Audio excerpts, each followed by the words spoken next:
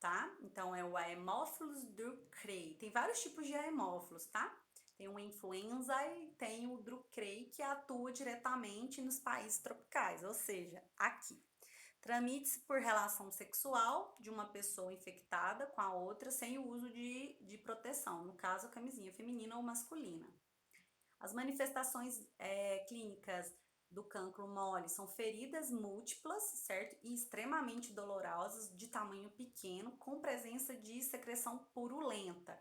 Como eu disse, a diferença de você olhar a lesão, as duas têm uma lesão, uma ferida. Você olha o herpes, quando ele tá com a ferida já aberta, com a úlcera, você olha e você fala, gente, isso é herpes. Como é que eu sei? Pela secreção. O herpes não tem secreção purulenta, não tem pus na ferida. O que ele vai ter no máximo é uma secreção aquosa, líquida, transparente. Já aqui não, a secreção é purulenta. Então você bate o olho e você identifica e vê, fala, oh, isso não é herpes, pode ser cancro mole, tá? Você descarta as doenças pela análise das lesões também, beleza? Elas podem apresentar no pênis, no ânus e na vulva. Pode apresentar dentro da vagina? Pode. Mas uma das características que também o herpes causa, que são nódulos, né, ou infartamento dos linfonodos inguinais. Então, os linfonodos inguinais, eles vão ficar infartados na grande maioria das vezes, tanto no herpes quanto aqui no cancro mole. Então, olha que lesão linda. Jesus amado. Olha que bonito, gente. Então, isso aqui é num pênis, né? Dá pra ver a base do pênis aqui. Que coisa linda. Olha isso aqui. Olha isso aqui. Isso aqui é uma figura, né? Não é uma foto. Olha isso aqui. Que bonito. Olha isso aqui lá na vulva, olha. Na entrada do canal vaginal. Que beleza. Eu nunca presenciei, tá, gente? Nenhum paciente, nenhuma paciente, né, que eu tenha feito exame ginecológico que eu tenha encontrado uma lesão de cranco mole. Já vi de herpes várias vezes, mas o que eu mais vi foi gonorreia e Gardnerella, dessas que são assim que a gente mais vê. Então, ao se observar qualquer sinal e sintoma de crânio mole, no caso essas úlceras, né, a recomendação é procurar imediatamente o serviço de assistência médica, tá bom? Pode ser o postinho, a unidade básica de saúde ou atendimento hospitalar, depende do nível da dor, porque essas lesões causam dor, tá? O tratamento ele vai ser indicado de acordo com o médico, né, o profissional ali, ou urologista ou ginecologista ou clínico geral. Então, um comprimido, né, de azitromicina, ceftriaxona, eritromicina ou ciprofloxacin. Então, são os 4 antibacterianos que são utilizados para o tratamento da cancroide, tá? No caso, gente, quando você tem uma infecção por cancroide, você tem que analisar o seguinte: normalmente, os indivíduos eles têm parceiros sexuais, né? Então, o ideal é você investigar o parceiro também. E se ele já tiver, mas não tiver manifestado as lesões, você também já inicia o tratamento com ele, mesmo sem manifestar as lesões, tá? Até porque esse indivíduo considerável, se ele tiver tido relação com uma vulva ou um pênis desse jeito, a chance dele se contaminar é muito grande, porque são bactérias e não estão ligadas necessariamente ao sistema imunológico. Já vírus, o indivíduo pode não manifestar nunca. Dúvidas do cancroide?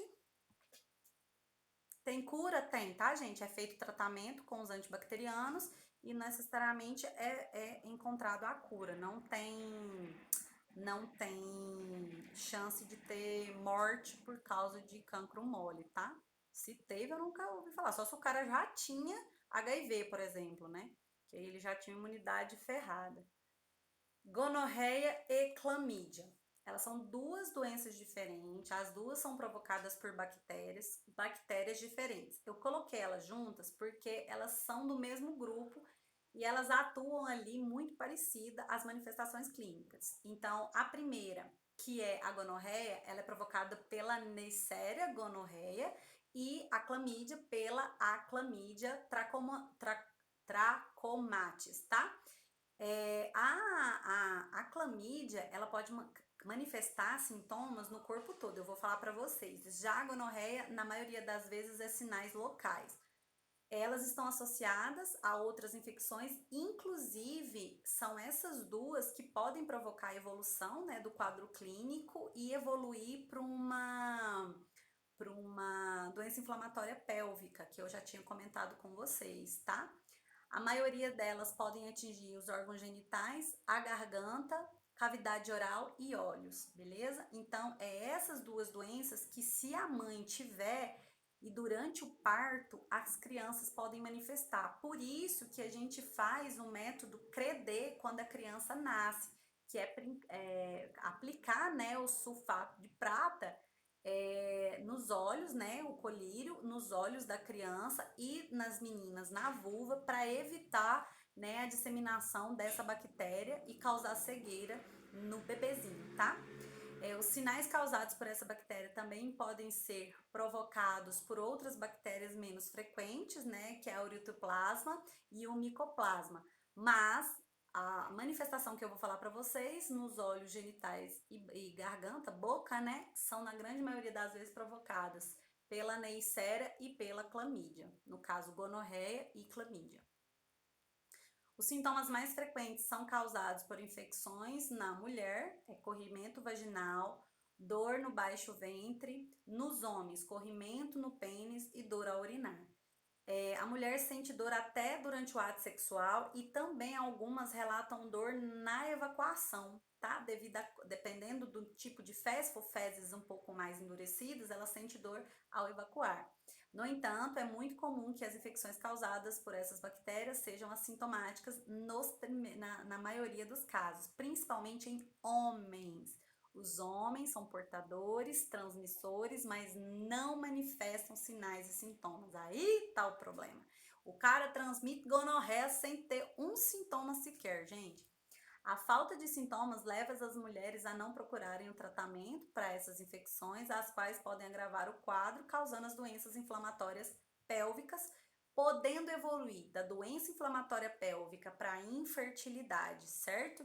E isso é muito característico. Dor durante a relação sexual, né? Pode provocar o aparecimento de gravidez nas tubas e outros danos de saúde que pode causar disseminação, inclusive infecção do trato urinário, que é a infecção urinária, que pode causar uma pielonefrite e pode causar uma sepse, beleza? Então, a pessoa pode morrer por gonorreia? Pode, beleza, gente? Pode morrer por clamídia? Pode. Claro que a pessoa tem que ter uma imunidade porcaria e também não procurar nenhum tipo de assistência médica, tá, gente? A pessoa tá soltando, principalmente os homens, homem não tem corrimento nenhum, né, gente? Então, corrimento pelo pênis e o cara não procura assistência médica, aí tá querendo também, né? O contágio, a transmissão é sexual e o uso da camisinha feminina e masculina é a melhor forma de prevenção, tá? As manifestações clínicas, dor ao urinar e no baixo ventre, né? Dor na pelve, corrimento amarelado ou claro, tanto a clamídia quanto a gonorreia. Fora da época de menstruação, dor ou sangramento durante as relações sexuais. Pode sangrar o pênis também, gente? Sair secreção sanguinolenta pelo pênis? Pode. A maioria das mulheres infectadas não apresentam também sinais e sintomas. Os homens podem apresentar ardor e esquentamento ao urinar, podem haver corrimento ou pus, além de dor nos testículos. Olha a foto da gonorreia, gente. Coisa bonita. No pênis, certo? E na vulva, ok? Vou manter assim a clamídia. Olha o jeito que fica. Lá, tá vendo? Eu não sei se tá dando pra vocês verem pela imagem, mas tem uma secreção purulenta bem na cabecinha ali da glande, na saída do canal uretral. E aqui, isso aqui, gente, é a secreção lá no colo do útero. Olha o jeito que tá inflamado o colo do útero. Tá vendo a secreção purulenta aqui? Isso aqui possivelmente já é uma doença inflamatória pélvica, porque já atingiu colo do útero, trompas, tá? Então, isso já é uma DIP.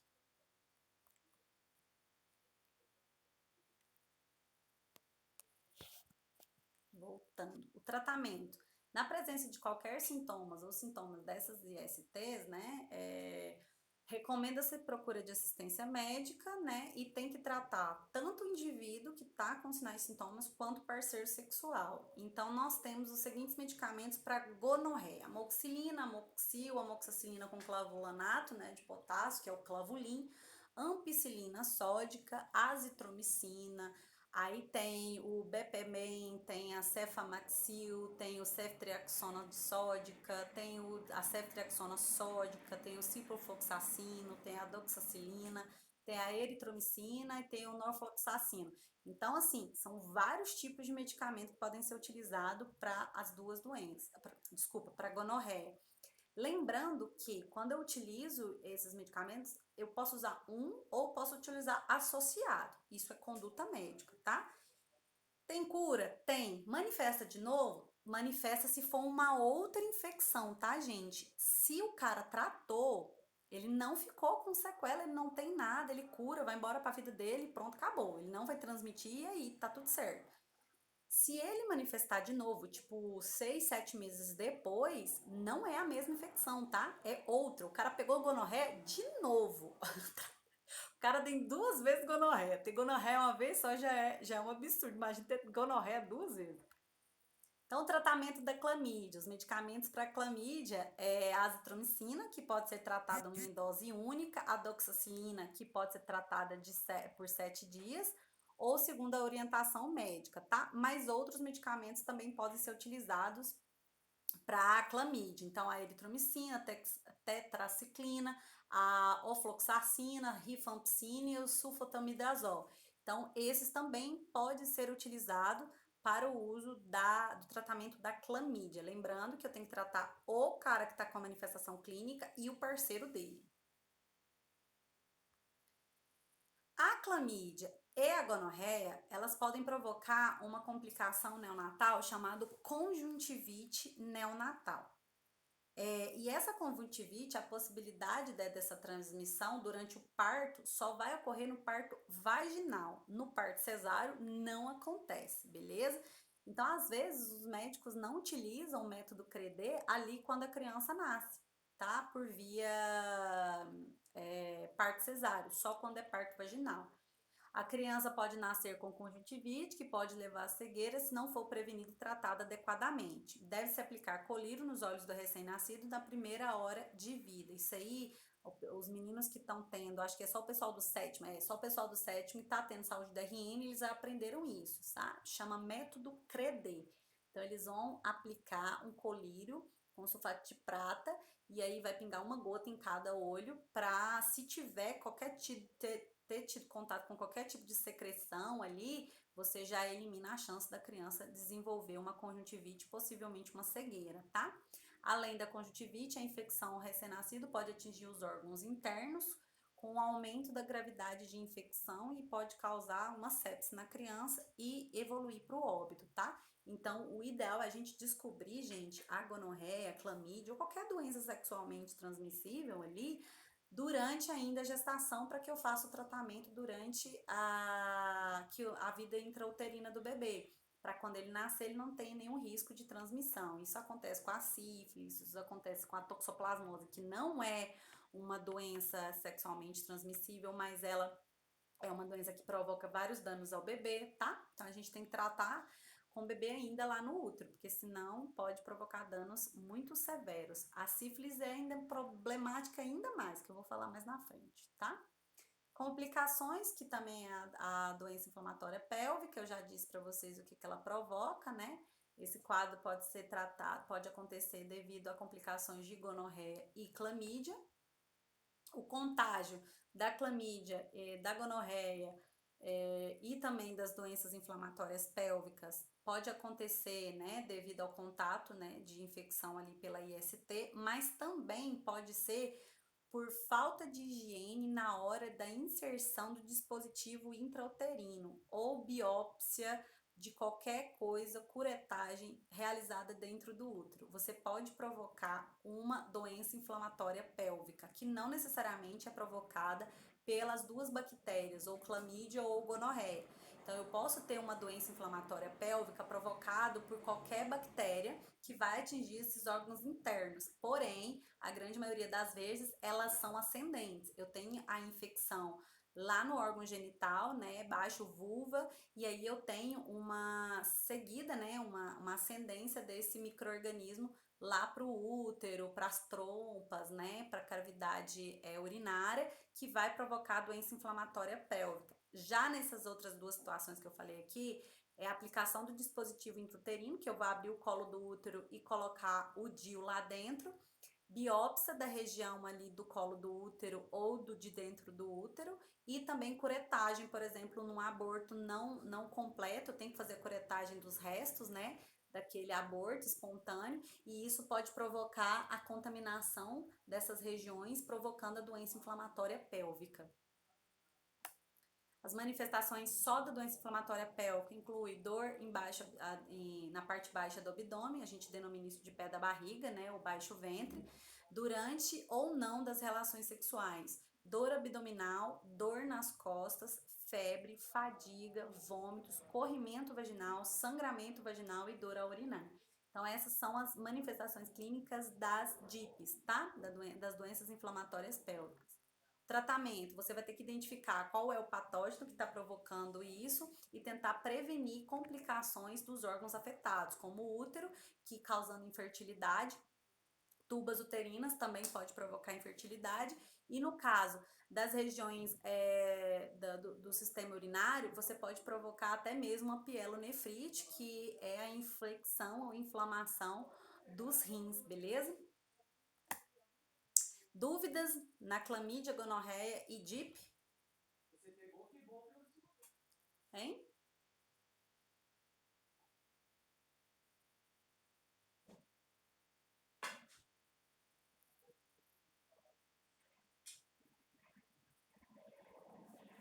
Ainda não. Beleza, ainda não, mas continua. Papiloma vírus humano. Esse aí é boom, né? Ele é legal porque ele ainda tem um negocinho a favor dele. O papilomavírus humano, né, ou HPV, que é o nome que a gente utiliza, é a abreviatura em inglês, tá? Porque se fosse em português seria PVH, né, e não HPV. É um vírus que infecta a pele e as mucosas oral, genital ou anal das pessoas, provocando verrugas anogenitais na região genital e anal, que esses são anogenitais, a gente já imagina que seja anal e genital, né?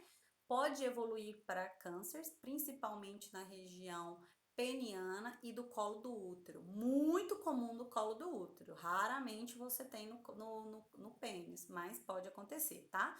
A infecção pelo HPV é uma infecção sexualmente transmissível. Ela pode ser contato direto com a pele ou mucosas infectadas com a lesão, beleza, gente? Tem que estar com a lesão lá para transmitir. A principal forma de transmissão é por via sexual, inclui contato orogenital, genital ou mesmo manual genital. Porque o manual você pega e bota na boca depois, tá? Portanto, o contágio com HPV pode ocorrer mesmo na ausência da penetração vaginal ou anal.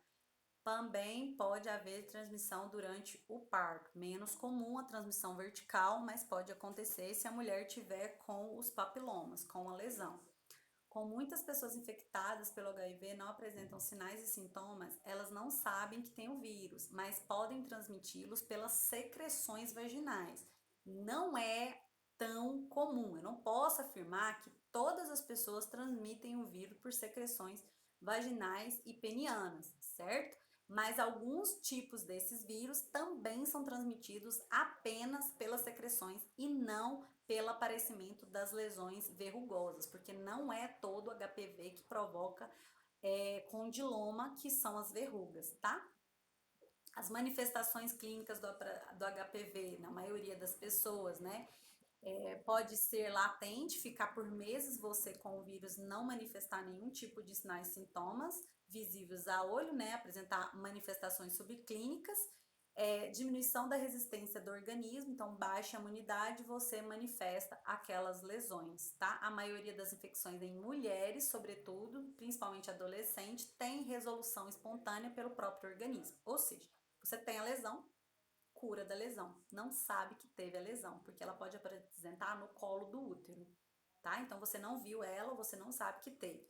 Então, após mais ou menos um período aproximado de 24 meses, as primeiras manifestações de infecção pelo HPV surgem aproximadamente entre 2 e 8 meses depois do contágio e pode demorar até 20 anos para aparecer algum sinal de infecção. Ou seja, você tem um vírus latente na sua vida e tá aí. Você nem sabe que tem.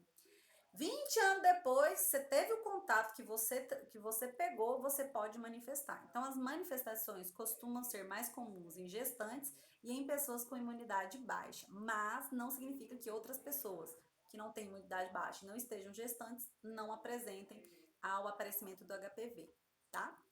A manifestação clínica das lesões, né? Essas lesões apresentam como verrugas na região genital e na região anal. Elas podem ser sozinhas ou elas podem ser acumuladas, juntas, tá? A gente chama de condiloma acumulado, é um monte de lesão, parece uma couve-flor aberta, beleza? Essas lesões, elas podem coçar ou não, vai depender do subtipo do vírus, tá? Essas verrugas normalmente são causadas por tipos de HPV, desculpa, não cancerígenos, tá? O HPV que provoca câncer normalmente não apresentam lesões verrugosas, ou seja, eu não sei o que é pior, ter verruga ou ter o HPV que provoca câncer, porque ele vai ali silenciosamente destruir ou lesionar a parede do colo do útero. As lesões subclínicas, né, que não são visíveis a olho nu, podem ser encontradas nos mesmos locais das lesões clínicas e que não apresentam tais sintomas. Lesões subclínicas podem ser causadas por tipos de HPV de baixo e alto risco para o desenvolvimento de câncer. Podem acometer vulva, vagina, colo do útero, região perianal, ânus, pênis. Normalmente o pênis é na região da glande, bolsa escrotal e na região pubiana, feminina e masculina. Frequentemente pode estar presente na área extragenital, como conjuntivas e mucosas nasal, oral e laríngea. Você pode ter presença de HPV no nariz, na boca e na garganta, tá bom? Mas raramente acontece em crianças, né, que foram acometidas por infecções na laringe, tá? Mas crianças que a mãe estava com papiloma durante o parto, né, da via vaginal, a criança mais na frente desenvolver lesões nas cordas vocais devido à presença de verrugas. Eita, casa. Então aqui, vou mostrar para vocês. Ó, aqui eu tenho próxima região anal, tá? Aqui tem uma, aqui tem outra, tá dando pra ver? Aí aqui eu tenho na vulva, tá? Na entrada do canal vaginal, aqui na região perianal, ó. Olha o tanto aqui, tá? De verruga. Beleza? E aqui eu tenho na glande, olha, na glande fica parecendo uma couve-flor. Fica bonito, só que não.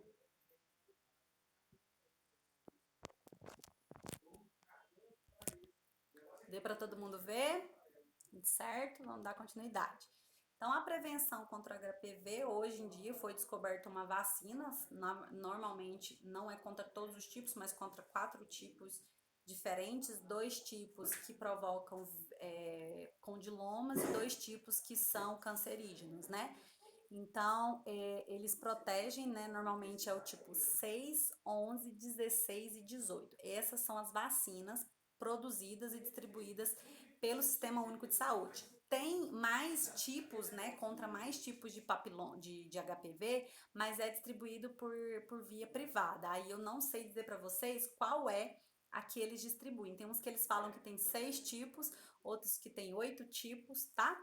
Nas meninas, a vacinação é de 9 a 14 anos, nos meninos de 11 a 14 anos, tá?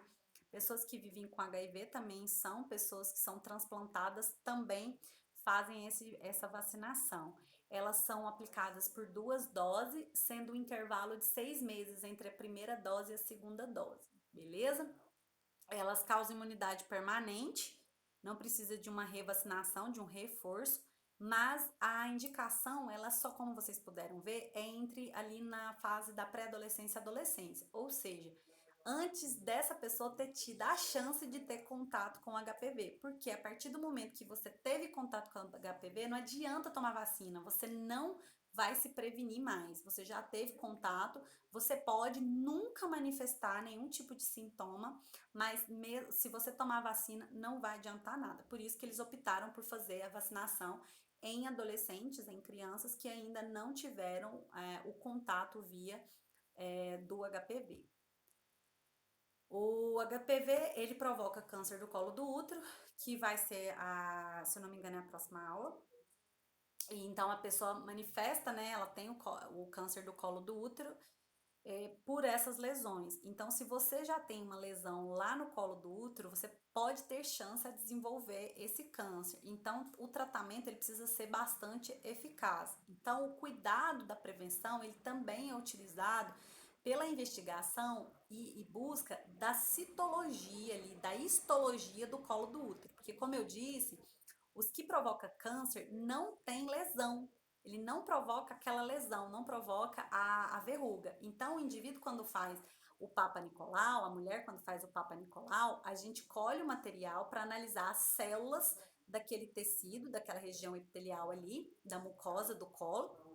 E aí eu vou analisar se ela tem células cancerígenas ou pré-cancerígenas ou se tem a presença de algum do tipos de HPV. Porque se eu tenho o tipo que provoca condiloma, que provoca verruga, eu também posso ter o tipo que é cancerígeno, beleza? Um não provoca câncer, mas se eu tenho ele, eu também posso ter o outro, beleza? O diagnóstico, como eu disse para vocês, é feito clinicamente pelo aparecimento das verrugas e também pela subclínica, pelo exame preventivo Papa Nicolau, que é o exame citopatológico. Então, eu analiso, mesmo não tendo as verrugas, eu posso analisar as células epiteliais ali do colo do útero para identificar a presença ou não do HPV. O tratamento é das verrugas, não tem como eu tratar, como é que eu vou tratar o não aparecimento de nenhuma lesão, né? Então, o tratamento é das verrugas anogenitais, eles podem ser através de ácidos, né, que é aplicado diretamente nas verrugas, que a gente chama de cauterização, e é um procedimento estritamente realizado pelo profissional médico, ou urologista ou ginecologista, se for em homem ou se for em mulher.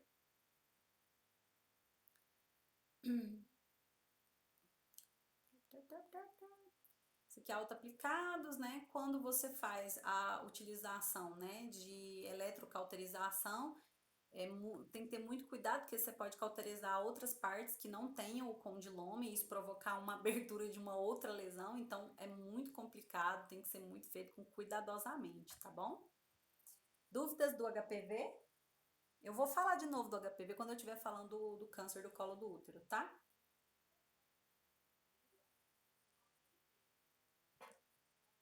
E aí? Posso continuar? Tudo certo? Yes. Nossa, tá todo mundo tão caladinho. Vocês estão aí, gente? Tá estranhando. Todo mundo tão caladinho. Tá dando até problema. Pode. Tá todo mundo aí. Essa próxima doença, ela não é tão nova, não é tão velha, né? Ela até é engraçado porque quando eu aprendi, eu não aprendi ela. Não sei se ela já existia. Eu não pesquisei quando ela foi originada nem nada, porque eu nem tive tempo para isso. Mas ela chama donovanose. É uma doença que provoca uma úlcera horrorosa no órgão genital, tá? E quando eu aprendi, né, ainda era doenças sexualmente transmissíveis e não tinha ela, tá? Então, pra mim, ela é relativamente nova. Com certeza tem uns 20 anos, tá, gente? Mas quando eu falo que é novo, eu esqueço que eu já tenho quase 15 anos de formada, né? Então, querendo ou não, quando eu aprendi há quase 20 anos atrás, não existia ela, mas não significa que nas publicações não estavam em estudos na época, porque na literatura não tinha ainda, tá? Então, vamos para a donovanose. A donovanose é uma IST crônica progressiva, né? Causada pela bactéria Klebsiella granulomatosa, granulomatis, né? O nome é bem feio, mas é nada mais é do que a bactéria do grupo das Klebsiellas. Não é uma bactéria qualquer, tá, gente? Ela é extremamente agressiva em outras regiões do corpo, então eu imagino que na genitália eu nunca vi, tá? Essa lesão por donovanose. Então ela pode atingir essas úlceras imensas na região da genitália, feminina, masculina, na virilha e no ânus. Ela, às vezes ela emenda, gente, numa lesão só, tá? Causa úlcera e destrói a pele infectada. É pouco frequente, ocorre na maioria das vezes em climas tropicais e subtropicais. A transmissão ocorre pelo sexo desprotegido com a pessoa infectada, por isso recomendo o uso sempre de preservativo, tá? Após o contágio, aparece uma lesão que se transforma em uma ferida, que pode denominar inicialmente um caroço avermelhado e abre a lesão. Não dói e não tem íngua. A ferida vermelha sangra muito fácil, pode atingir grandes áreas e comprometer a pele ao redor, facilitando a infecção de outras bactérias. Aí vamos lá. Ela dói? Não. Mas qualquer outra infecção, porque o tecido vai estar aberto, então ele vai estar exposto. É uma região, gente, que tem coliformes fecais. Então, qual a chance dessa lesão provocar uma outra infecção naquela região, devido à fragilidade que o tecido vai estar, tá? Então, o problema nem é exatamente a lesão dela, porque se você fizer o tratamento, ela vai curar, mas olha o jeito que fica, que coisa bonita.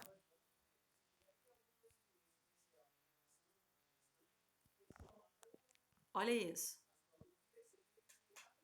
Olha, isso aqui é uma vulva, tá, gente? Que tem uns grandes lábios, olha que coisa bonita que tem aqui. Olha na base do pênis, no monte pubiano. Que coisa linda. Gabriela, tá feio o negócio, né, minha filha? Então, olha só pra você ver como que fica. Isso aqui vai aumentando, ó, tá vendo? Que ela já tá aqui, aí ela vai disseminando, vai aumentando. Ela pode abrir, tem umas, gente, imagens horrorosas, que abre toda ali a bolsa escrotal.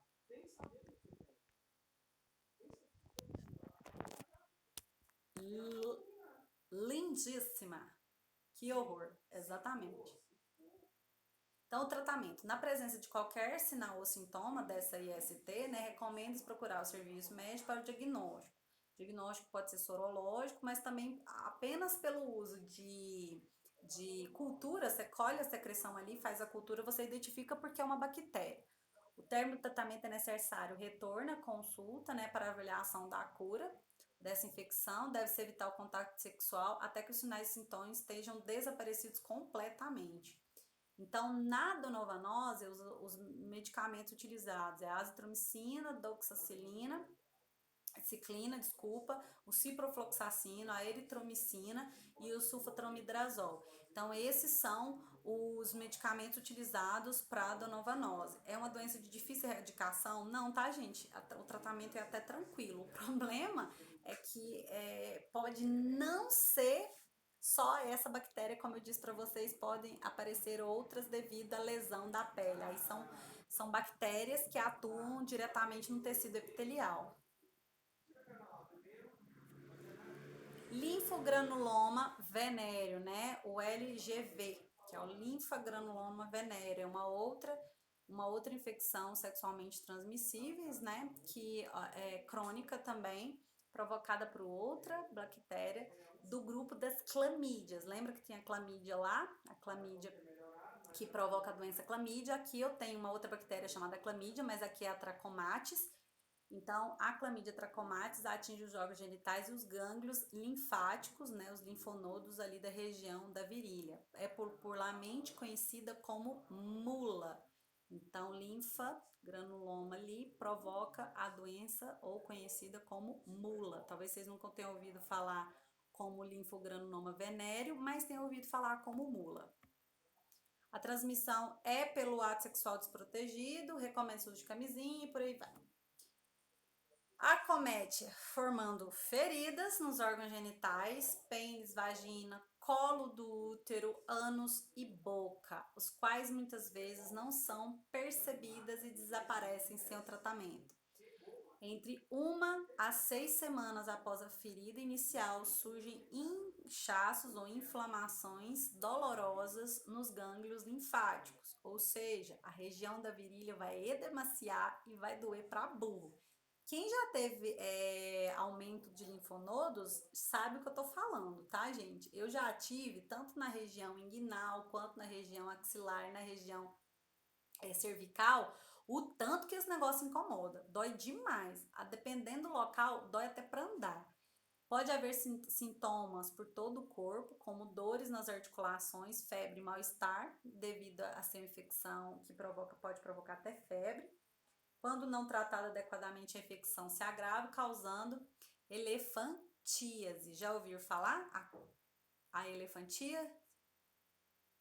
Pode acumular líquido nas regiões das linfas, né, penianas, então fica com o escroto gigante, a vulva também, mas a elefantíase pode evoluir para o inchaço dos membros inferiores, principalmente na região ali das articulações da perna com o pé, tá? Ali do tornozelo. Fica horroroso. Tratamento. Então, na presença de qualquer sinal e sintoma dessa IST, recomenda-se procurar um serviço de saúde para ver o diagnóstico. Aí eu falo para vocês, no caso do linfogranuloma